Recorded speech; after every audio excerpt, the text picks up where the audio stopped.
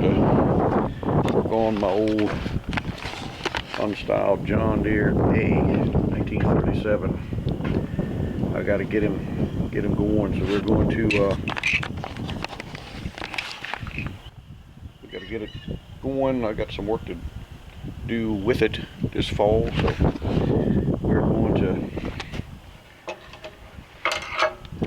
clean out the gas tank and different things. This is a 37A, and the original family that had bought it always called him Ole John. That was their name for it, Ole John. It had been redone by me about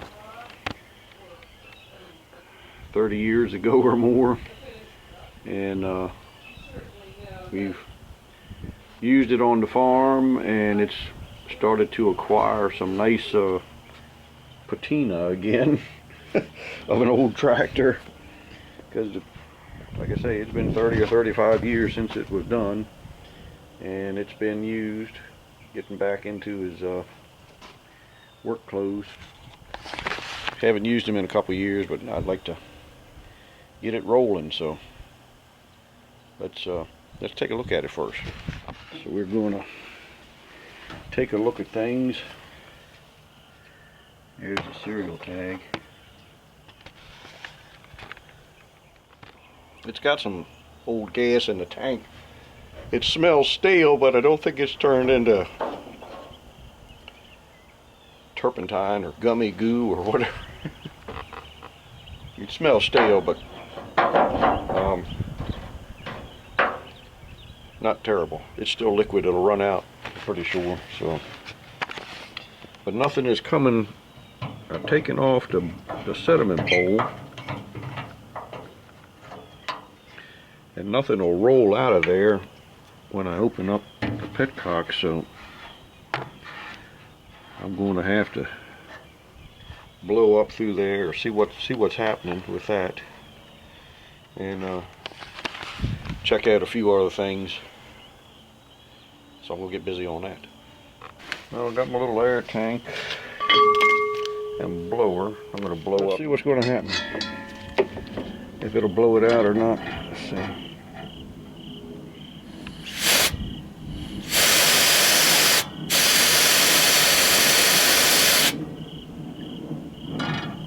Air's going somewhere. It's not. Still nothing draining out.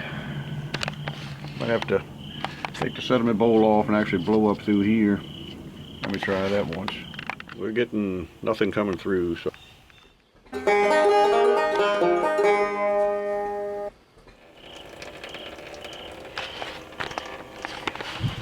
Got him cleaned out, going through the lid with a wire. We're able to get to where it drains out, so we got him opened up.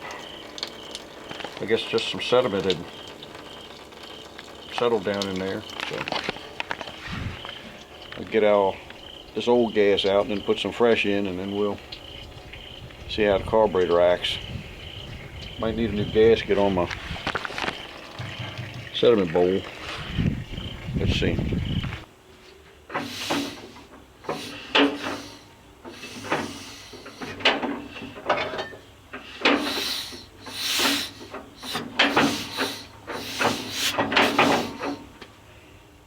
I don't know if we got a spark. I just flipped the gasket upside down on there, and it seemed to stop leaking. I got all the rancid gas out, put some good in, hooked this back up. Seemed like float's working in the carb anyway. But I cleaned the points on the magneto, and I was thinking about something else, and never even occurred to me to show you. But anyhow, thought this was a good view of the nice patina that we have achieved on this tractor after having restored it 30 years ago. Anyhow, I got a spark.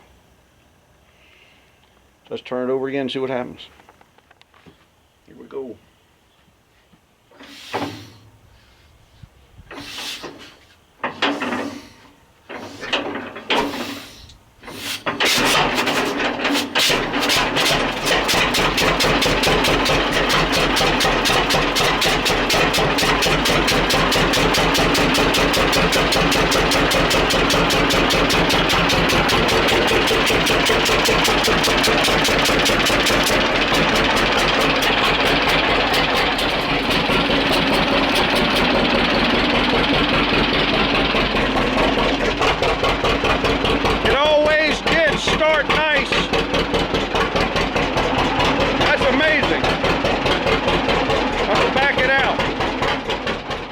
should have turned the gas on sooner. Well, it should restart. That was great. Did I mention you start this by grabbing the flywheel and turn it over? That's how it started. So this one usually starts pretty easy.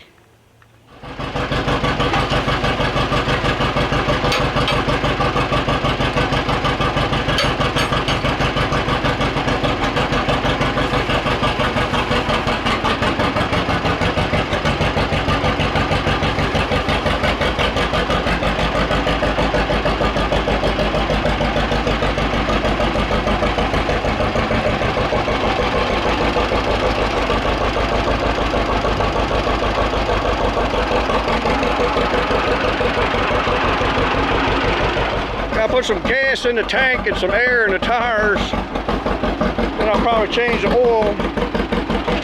But he's running. Yep.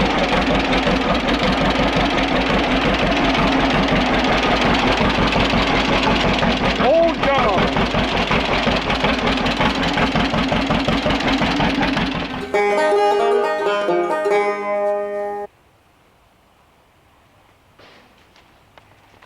Doing a little walk around on the Old John, old John Deere. Show you what it looks like before one thing before we wash it, another thing before we touch up the paint on it. Now, I had at one time, this serial tag didn't have any black paint on it when I got it, and I had gone over it. It looked pretty good, looked real good, but now needs to be going over again.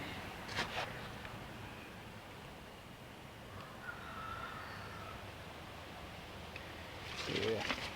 Now the hood will probably not need painting, just polishing out, but the rest of the tractor definitely needs some paint. And got to paint the rims, the spoke rims.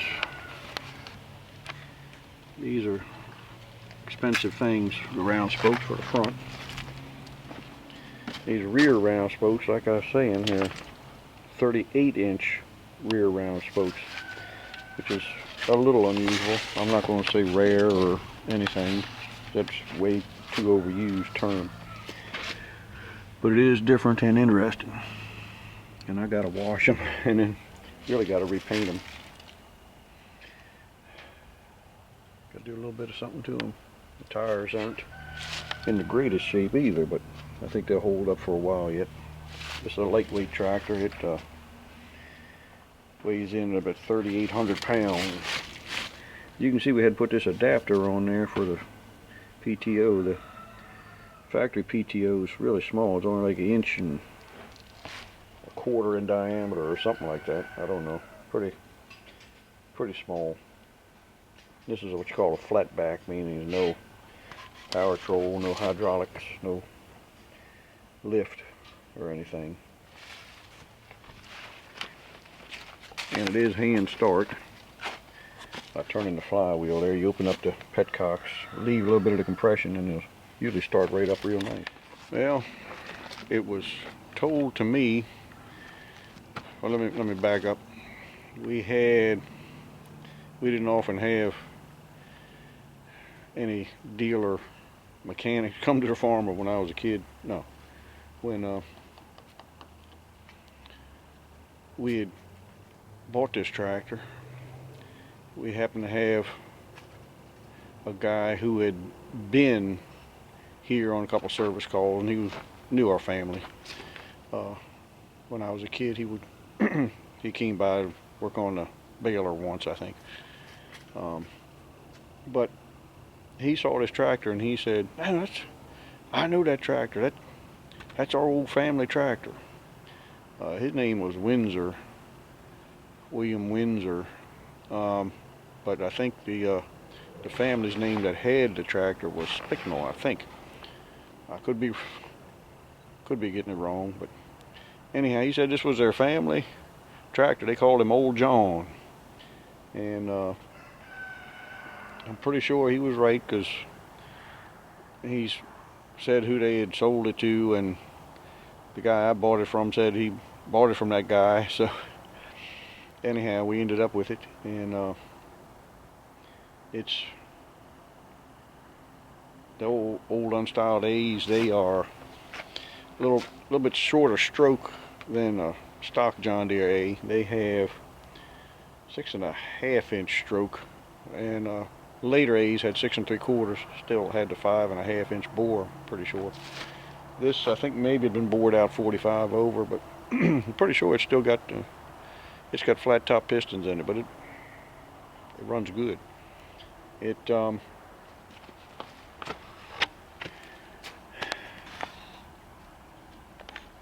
starts and idles nice. The thing will idle down at a, I don't know, a couple hundred RPM, about 200 RPMs. A high idle speed. The maximum rated RPMs of this tractor was a blazing 975. Under 1,000 RPMs was your maximum high idle speed. It's amazing. Got a tremendous amount of torque, and the tractor only weighs about 3,800 pounds. 4-speed transmission. You got reverse over there. You only have reverse and low. You got 1 and 2 here, and then you got your high-low bar here. You stop, pull back the clutch, wait till the clutch pulley. This is your clutch. This is your hand clutch. Most of you would know that, but put it in whatever gear you want and go ahead with it. It's got 4 gears: slow, slower, slower, and slowest. But the 4th gear really ain't all that slow. But individual rear wheel brakes. Most of you fellas know this, but in case there's some people watching that don't, just telling you. And the finest deluxe comfort seat that you have. Got the spring suspension. Yep. This tractor's no slouch. We used to take him to the tractor pull at the county fair and put him in the 4,000 pound antique class, win that, and then we'd put him in the 4,000 pound open class, and he'd win that. Wasn't quite the hopped up equipment that we have today, but I don't know, 25-30 years ago, this was we would take this to the pulls and do well. Had a good time with it. Dad would drive it. Yep, there you go. That's the story. But it's it can do a lot of work. I was out today doing some drilling some wheat with it, with the old Van Brunt drill, and it was actually wheat, hard wheat. I got to do a little bit more tomorrow, and then I can't do any more till I pick my corn, which is late. But anyway, one feature on here that you may not understand or know about, some of you, excuse me, it's got 2 fuel tanks. It's got a little one back here, holds about a gallon, and the big one which holds, I don't know, 12, 13. The little one back here is your gas tank. You put good quality gas in there and start it up on that, and you'll have kerosene, or what they call distillate, which is what was left over after they made gas and diesel, the trash. You could get it for really cheap tractor fuel, and this tractor was made to run on that. After you get it warmed up on gas, and you'd switch this here, this 3-way valve, you switch this down and it would let the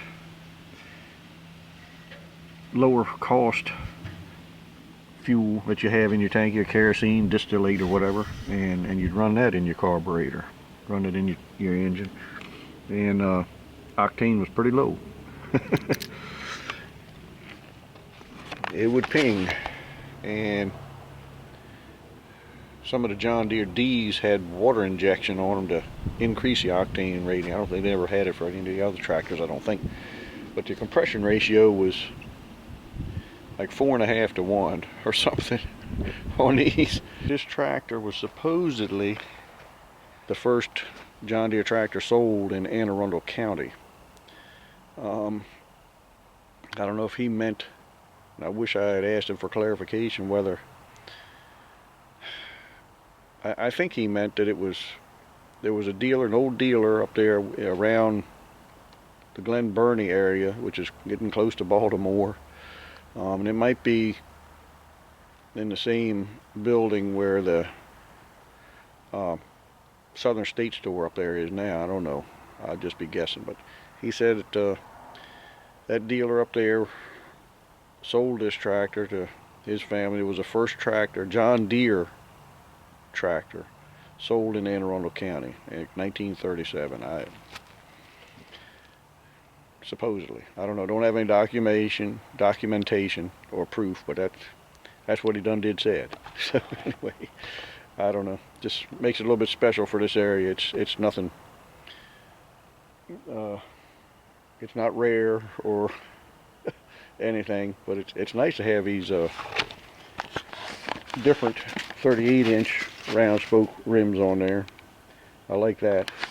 But anyway, another interesting thing of note, I guess, remember I was showing you on the grain drill, that's another video, the silk screening of the lettering. This would have been silk screened on here too, but this is not. This is a vinyl lettering you stick on there. I mean, it has a feel of silk screening because it's raised a little bit, but it's as close as we can get now without getting somebody to make a silk screening outfit for it, which some people have, but anyway.